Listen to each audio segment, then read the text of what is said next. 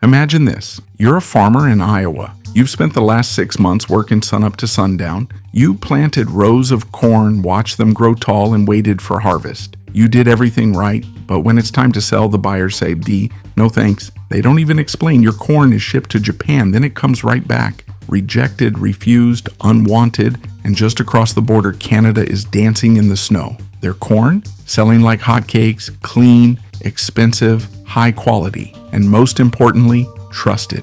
While U.S. corn sits in silos, Canada is signing billion-dollar export deals with countries like South Korea and Germany. So how did we go from feeding the world to begging it to take our crops? Let's break it down. Corn used to be America's golden ticket.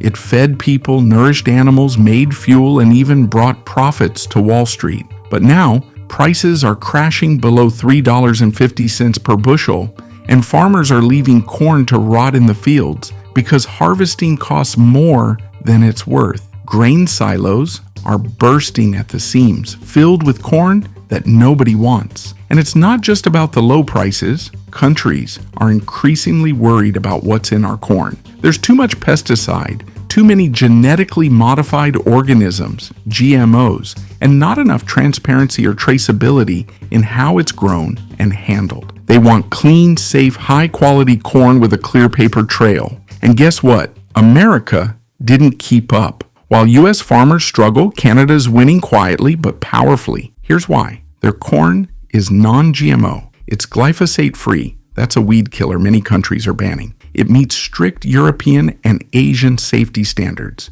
Every shipment is inspected, certified, and traceable from field to table. And Canada's secret weapon? Planning. Years ago, they started investing in clean farming methods, better technology, and long-term trade relationships. Now they're reaping the rewards. Canada just signed a $1.2 billion corn export deal with South Korea. And that's just one deal. More are lining up from Japan, Germany, and others. Let's take a closer look at the heart of the crisis. 6 states that used to thrive on corn, but are now on the brink.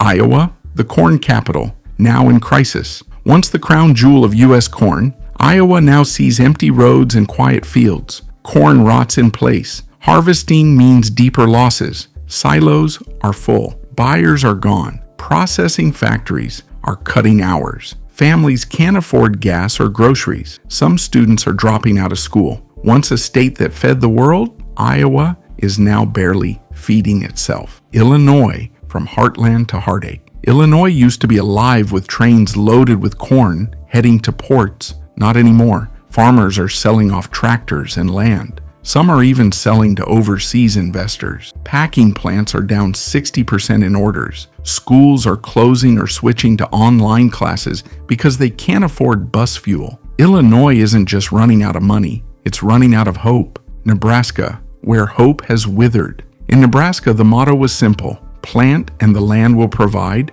Now, the land still grows corn, but no one's buying. Community centers feel more like group therapy sessions. Farmers talk more about quitting than harvesting. Stores are closing. Banks are open only twice a week. Across the border, Canadian farmers are smiling while Japanese TV runs ads for Saskatchewan corn. Minnesota, a quiet, slow freeze. Minnesota's problem isn't just weather, it's storage. The corn is ready, but no one will take it. Co-ops are full. Trucks are idle. Seed and fertilizer sales are down 60%. Families are pulling kids out of school to save on fuel and lunch. This isn't just a crop problem. It's a community survival problem. Indiana, no machines, no movement. Indiana used to buzz with life every harvest season. Tractors, trucks, happy families. This year, nothing moves. Machinery factories are closing down. Restaurants are open just a few days a week. Everyone is waiting for a miracle that hasn't come.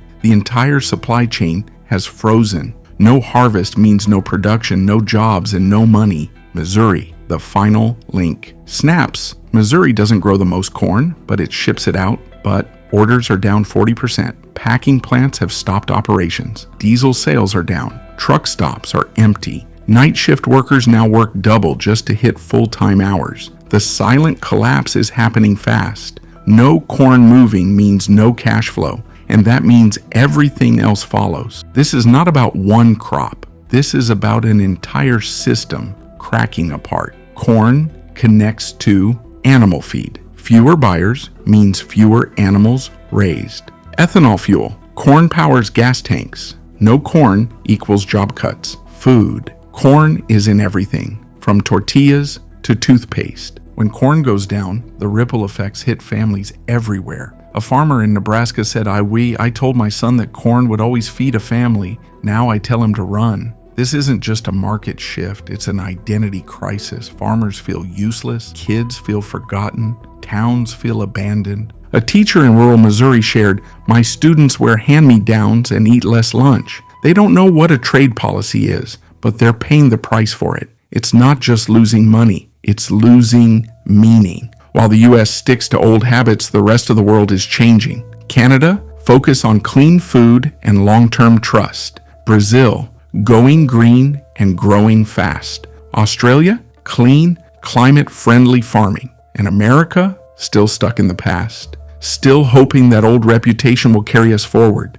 But the world isn't waiting anymore. Corn was just the beginning. What happens when soybeans are rejected too? What about dairy? Meat? If America can't fix this now, what's left to sell? Our pride? Our land? Our future? The clock is ticking. There was a time when the world thought America and saw golden fields of corn. That time is slipping away. Canada didn't outgrow us. They outplanned us. They invested. They adapted. They focused on quality, safety, and trust. And now they're winning. While we try to survive another season, they're building a new future. Corn is more than just a plant. It's a symbol of American strength, hard work, and tradition. But right now, that symbol is fading. We need to wake up, adapt, rebuild, because if we don't, corn won't just be rejected at ports. It'll be forgotten in history. And that's something no farmer, no town, and no country can afford.